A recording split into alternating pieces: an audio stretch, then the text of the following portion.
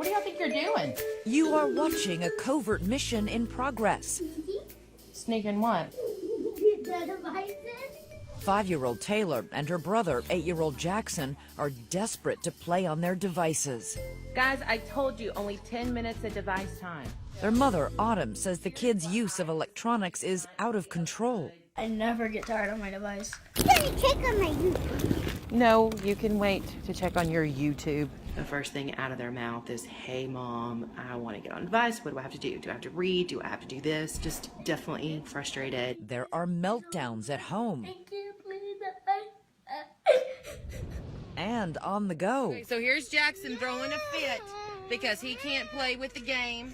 Is there some sort of test or experiment a parent can do to see if their child does have a problem with this? Number one, is it negatively impacting their lives? Is their school, their academics beginning to suffer? Are they socially isolating more? Is their sleep getting dysregulated? Autumn says she's had enough. We've got to find some kind of control in here. ABC News connects the family with child psychiatrist Dr. Victoria Dunkley, author of the book Reset Your Child's Brain. She coined a name for kids' obsession with devices: electronic screen syndrome. The child goes into a state of hyperarousal and the brain just starts to malfunction. So you see problems with focus, behavior, and mood. Jackson, it's difficult for him to focus.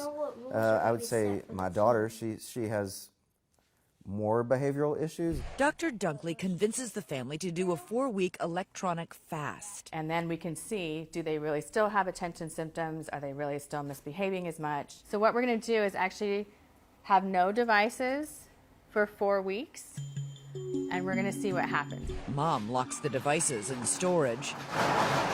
And as the days go by, the kids start to try some new things. When the kids come home and they just go outside, which isn't something they had done before. And they join a class. Well, me and Taylor, we both joined Jiu-Jitsu.